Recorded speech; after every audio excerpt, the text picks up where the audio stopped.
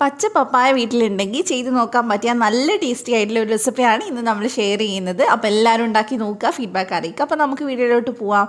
അപ്പോൾ ഇതുണ്ടാക്കാനായിട്ട് ഞാൻ മീഡിയം സൈസിലൊരു പച്ച പപ്പായ ഒന്ന് കട്ട് ചെയ്ത് കുക്കറിൽ ചേർത്തിട്ടുണ്ട്. അതിലേക്ക് ഒരു 1/2 കപ്പ് വെള്ളവും കൂടെ ചേർത്ത് കൊടുക്കാം. പപ്പായ കുറച്ച് വലുപ്പത്തിൽ തന്നെയാണ് കേട്ടോ കട്ട് ചെയ്തിട്ടുള്ളത്, അങ്ങനെ തന്നെ മതി. അപ്പോൾ ഇനി നമുക്ക് വെള്ളം ഒഴിച്ചതിന് ശേഷം ഇതൊന്ന് അടച്ച് വെച്ചിട്ട് വേവിച്ചെടുക്കാം. ഏകദേശം ഒരു 2-3 വിസിൽ അത്രയൊക്കെ വേണ്ടി വരുള്ളൂ, അതിൽ കൂടുതൽ വേണ്ടി വരില്ല. പപ്പായ നല്ല സോഫ്റ്റായിട്ട് കിട്ടണം. അപ്പം ഞാനിത് 2 വിസിൽ അടുപ്പിച്ചെടുത്തിട്ടുണ്ട്. പ്രഷറൊക്കെ പോയതിന് ശേഷം നമുക്കിതൊന്ന് തുറന്ന് നോക്കാം. അപ്പോൾ ഇത് പപ്പായ നന്നായിട്ട് വെന്ത് വന്നിട്ടുണ്ട്. ഇനി നമുക്കിത് നന്നായിട്ട് ചൂടാറിയതിന് ശേഷം മിക്സിയുടെ ജാറിലേക്ക് ചേർത്ത് കൊടുക്കാം. പിന്നെ നമുക്ക് വേണ്ടത് ഒരു 1/4 കപ്പ് പാൽപ്പൊടിയാണ്. അപ്പോൾ അത് ഞാൻ ചേർത്ത് കൊടുക്കുന്നുണ്ട്.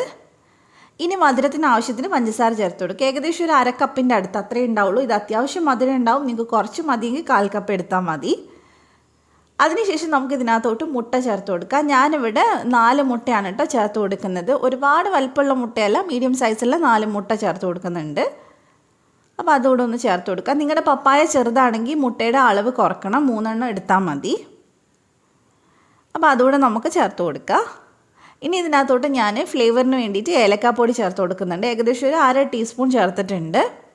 അതിൻ്റെ കൂടെ തന്നെ ഒരു നുള്ളു ഉപ്പും കൂടെ ചേർത്ത് കൊടുക്കുക. എന്നാലേ ഉണ്ടാക്കി വരുമ്പോൾ മധുരമൊക്കെ ഒന്ന് ബാലൻസ് ആയിട്ട് കിട്ടുള്ളൂ. ഇനി ഇത് നന്നായിട്ടൊന്ന് അടിച്ചെടുക്കുക. കട്ടയൊന്നും ഇല്ലാതെ മാക്സിമം അടിച്ചെടുക്കാൻ നോക്കുക. അപ്പോൾ ദേ നമ്മൾ അടിച്ചെടുത്തിട്ടുണ്ട്. ഒരുപാട് വെള്ളം പോലെ ആയിക്കഴിഞ്ഞാൽ നമുക്കിത് വെന്ത് വരാൻ ബുദ്ധിമുട്ടാവും. ഈ ഒരു കൺസിസ്റ്റൻസി മതി. ഇതിൽ കുറച്ച് തിക്കായാലും കുഴപ്പമൊന്നുമില്ല. അപ്പോൾ ഇനി നമുക്കിത് ചെയ്ത് തുടങ്ങാം. അപ്പോൾ അതിന് വേണ്ടിയിട്ട് ഞാനിവിടെ ഒരു പാൻ ഒന്ന് വെക്കുന്നുണ്ട്. അതിൽ നമുക്ക് കുറച്ച് നെയ്യ് ചേർത്ത് കൊടുക്കാം. ഞാൻ ഇവിടെ 1 ടേബിൾ സ്പൂൺ നെയ്യ് ചേർത്ത് കൊടുക്കുന്നുണ്ട്. നെയ്യിൻ്റെ ഫ്ലേവർ ഇഷ്ടമല്ലെങ്കിൽ വെളിച്ചെണ്ണ വെച്ച് ചെയ്താലും കുഴപ്പമൊന്നുമില്ല. അത് ചൂടായി വരുമ്പോൾ നമുക്കിതിലേക്ക് കുറച്ച് കശുവണ്ടി ചേർത്ത് കൊടുക്കുക. എന്നിട്ട് നന്നായിട്ടൊന്ന് വറുത്തെടുക്കുക. നട്ട്സ് നിങ്ങൾ ചേർത്തിട്ടില്ലെങ്കിലും കുഴപ്പമില്ല കേട്ടോ. ഉണ്ടെങ്കിൽ കുറച്ചുകൂടെ രസമായിരിക്കും കഴിക്കുന്ന സമയത്ത്. ഞാൻ കുറച്ച് ഉണക്കമുന്തിരി ചേർത്ത് കൊടുക്കുന്നുണ്ട്. അതുകൂടെ ചേർത്തിട്ട് നന്നായിട്ട് നമുക്കൊന്ന് വറുത്തെടുക്കാം.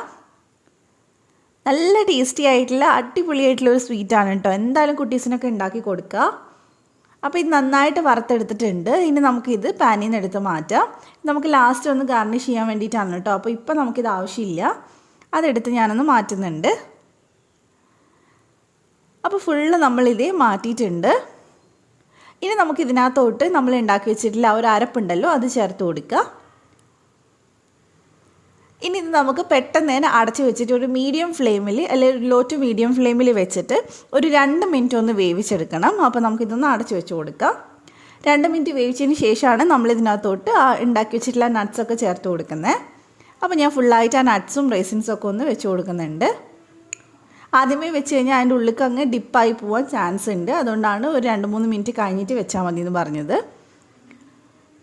ഇനി നമുക്കിതൊന്ന് എല്ലാം വെച്ചതിന് ശേഷം അടച്ച് വെച്ചിട്ട് ഏകദേശം ഒരു 10-12 മിനിറ്റ് അത്രയൊക്കെ വേണ്ടി വരുള്ളൂ, കൂടുതൽ വേണ്ടി വരില്ല. ഇടയ്ക്കൊന്ന് തുറന്ന് നോക്കിയാലും കുഴപ്പമൊന്നുമില്ല.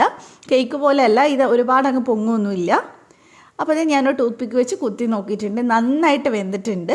ഇനി നമുക്കിത് ചൂടാറുന്ന സമയത്ത് സെർവ് ചെയ്യാം. മാക്സിമം നമ്മൾ പാനിൽ നിന്ന് തന്നെ കട്ട് ചെയ്ത് സെർവ് ചെയ്യാമായിരിക്കും നല്ലത്. കാരണം അത്രയും സോഫ്റ്റാണ്. നമ്മൾ ചിലപ്പോൾ പ്ലേറ്റിലേക്ക് മാറ്റിയിടുന്ന സമയത്ത് പൊട്ടിപ്പോവാൻ ചാൻസ് ഉണ്ട്. അപ്പോൾ പാനിൽ നിന്ന് തന്നെ കട്ട് ചെയ്ത് സെർവ് ചെയ്യാമായിരിക്കും കുറച്ചുകൂടെ നല്ലത് കേട്ടോ. അപ്പോൾ നമ്മുടെ ആ ഒരു പോള റെഡി ആയിട്ടുണ്ട്. നല്ല ടേസ്റ്റിയാണ്. ഉണ്ടാക്കി നോക്കുക, ഫീഡ്ബാക്ക് അറിയിക്കുക. വായിലിടുമ്പോൾ ഇങ്ങനെ അലിഞ്ഞു പോണ ഒരു ടൈപ്പാണ് കേട്ടോ. അപ്പോൾ കുട്ടികൾക്കാണെങ്കിലും നല്ലോണം ഇഷ്ടമാവും. അപ്പോൾ ഉണ്ടാക്കിയിട്ട് ഫീഡ്ബാക്ക് അറിയിക്കുമെന്ന് വിചാരിക്കുന്നു. മറ്റൊരു റെസിപ്പി ആയിട്ട് കാണാം. താങ്ക്